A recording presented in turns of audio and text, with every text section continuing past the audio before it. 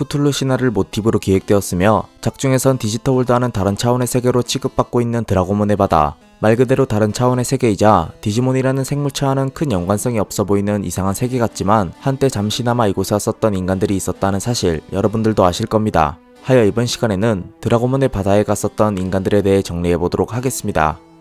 먼저 첫 번째로는 많은 디덕들이 이미 알고 있는 히카리입니다. 작중에선 학교에서 무기력하게 있던 히카리가 드라고몬의 바다에게 불려져 오다이바 바다 앞에서 우연히 차원이동을 당함으로써 드라고몬의 바다로 가게 되었는데요. 그곳에선 디지몬 카이저에 의해 무력화된 다이버몬들이 있었으며 히카리가 그들을 카이저의 속박으로부터 구해주자 이후 그들은 본 모습을 내보이며 히카리에게 그들이 그녀를 부른 목적에 대해 이야기하기 시작합니다. 사실 다이버몬 형상을 한 생물체들은 디지몬 카이저와 대항하기 위해 그들의 자손을 늘리고자 했으며 자손을 늘리는데 이용할 히카리가 필요했기에 그녀를 갑작스레 드라고몬의 바다로 불렀던 것이었습니다. 하여 당시 초등학생이었던 히카리는 이 사실에 대해 경악했고 다행히 곁에 있던 엔젤로몬의 도움으로 무사히 그 생물체들에게서 빠져나올 수 있었습니다.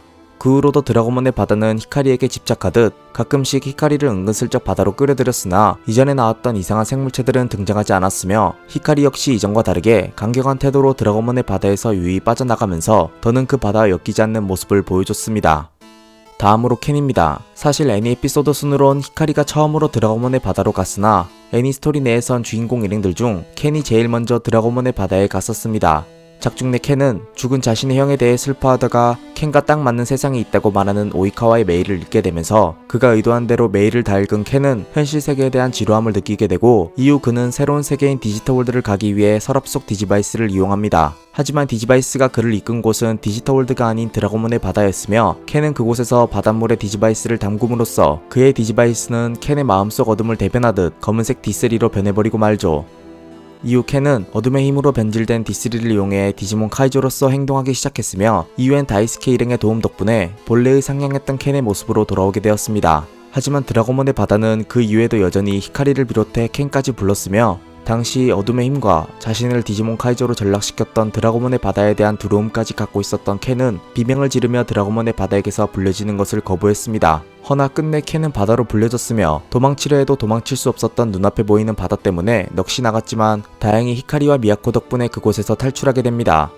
이후엔 더 이상 드라고몬의 바다가 켄을 부르는 일이 일어나지 않았으며 파워 디지몬 후반부에서 켄이 D3를 이용해 드라고몬의 바다로 가는 게이트를 직접 열어 데몬을 그 바닷속으로 보내버리는 모습을 마지막으로 보여준 후 더는 드라고몬의 바다와 켄이 엮이는 사건은 발생하지 않게 되었습니다. 하지만 더불어 드라고몬의 바다가 켄을 불렀던 이유도 끝내 밝혀지지 않게 되었습니다. 설마 켄을 부른 이유도 자손을 늘리기 위해?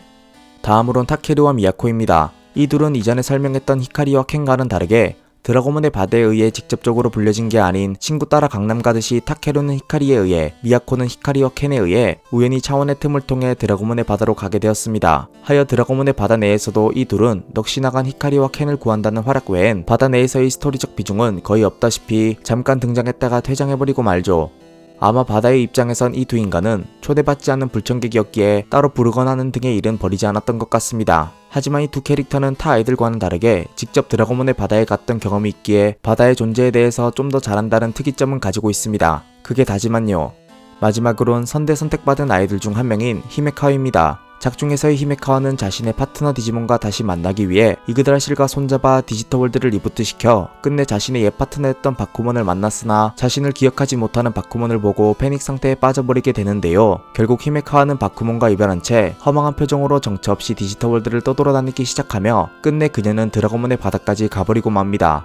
또한 작중에선 드라고몬의 바다가 그녀를 바다로 이끈 것처럼 묘사되는데 그도 그럴 게 히카리 때 외에 켄이나 미야코에겐 한 번도 모습을 보이지 않았던 드라고몬 바닷속 생명체들이 히메카와 앞에서 다시 그 모습을 드러냈기 때문입니다. 아무래도 호메오스타시스에 빙의되는 히카리처럼 히메카와 역시 호메오스타시스에 빙의가 가능한 특수한 인간이었기에 파워 디지몬 때 히카리를 놓쳤던 미지의 생명체들이 히카리와 비슷한 능력을 가진 히메카와를 바다로 끌어들인 것은 아닌가 생각합니다. 더군다나 지금의 히메카와는 총 한 자루 외엔 자신을 지켜줄 파트너 디지몬도 없어 미지의 생명체들이 그녀를 피할 이유도 없기에 과연 그녀는 지금쯤 어떻게 되었을지 궁금하네요.